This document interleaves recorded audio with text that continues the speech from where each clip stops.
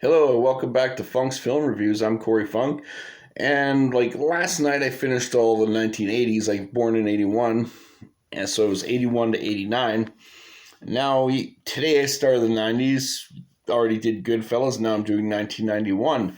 And my favorite film of 1991, well, a lot of people on these favorite films of the time they were born to whatever, a lot of them were Terminator 2, and that's an excellent movie, great special effects, very groundbreaking, but it's not my favorite film of 1991. The other one I heard two people say was Beauty and the Beast, also really, really great film, but still not my favorite film of 1991. That goes to the Best Picture winner. It's the second Best Picture winner on my list. And that, the Best Picture winner of, even though technically the Oscars were in 1992, but the films are in 1991. And that is Silence of the Lambs. And it took home the five major Oscars. It took home Best Picture, Best Director, Best Actor, and Best Actress. And in Best Actress there, Jodie Foster was my favorite performance by an actress, by a woman. She did such an amazing job as Clarice Starling. And Jodie Foster, in my opinion, is one of the best actresses that ever worked, ever. She doesn't really do crap performances. I can't really think of one. Probably has a movie I'm not a fan of, but it doesn't pop into my head right away. But and it's about FBI agent Clarice Starling, who goes on this case looking for these women, and they're finding a lot of these dead women which were skinned, and this serial killer by the name of Buffalo Bill, played by Ted Levine and all that, and Clarice Starling's looking for her. But she has to enlist a serial killer who is put away in jail, a cannibal by the name of Hannibal Lecter, portrayed brilliantly. I can't speak for some reason, by Anthony Hopkins. And so as Clarice enlists the help with Anthony Hopkins while he's in jail to find these women, and it's a cat and mouse game movie, but it's such an amazing movie, and it's the first and only horror film classified as horror. Some people might say suspense thriller. I kind of call it suspense thriller, but it's the only movie, it's horror whatnot, to win a Best Picture Oscar, and deservedly so. This movie is brilliant. And yeah, Jodie Foster and Anthony Hopkins' chemistry between each other is just riveting. Even you could feel the intensity when they're talking, even though he's behind a cage. You could actually feel the intensity. It's like when he just goes quid pro quo, Clarice, just such an amazing performance by both of them.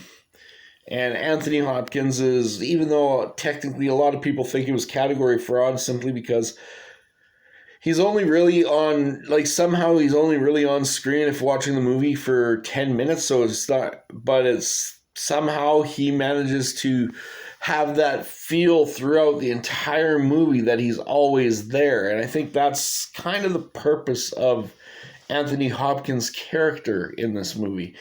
And Clarice Starling there, and later they had a sequel in 2001 called Hannibal, which it's good. It's not as good. And Julianne Moore I don't know.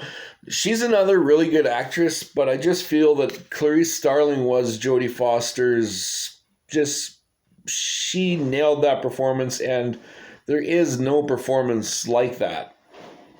Like I said, I'll go as far as say it was my favorite actress, not actress, but famous performance by an actress is Clarice Starling, Jodie Foster.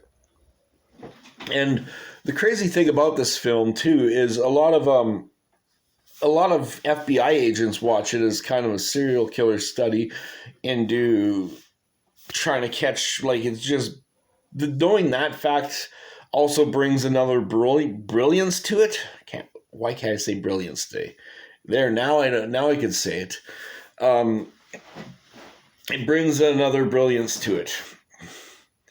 And just, and this movie also is very riveting. Like, there's a scene when Jodie Foster's finally gotten, she can't see, she has to wear these night visions to try to see what's going on, and you could just feel the watch, like, as she's being watched and all that, and you're just like, you're, come on, Jodie, come on, Clarice, you could do this. You're getting into that hole, and it's just so intense as well. This movie, just so intense. And yeah, and that's why I say, like, in my opinion, like I said, nothing against Terminator 2, that's Arnie's best performance, and nothing against Beauty and the Beast, which is the first animated feature film to get a Best Picture nomination. But Silence of the Lambs, to me, to this day, is still my favorite movie from 1991. It is still the best film. Jonathan Demme, you made a real, rest in peace, by the way. Well, he passed away a few years back. You made a real gem with Silence of the Lambs. To this day, it still has that haunting feeling.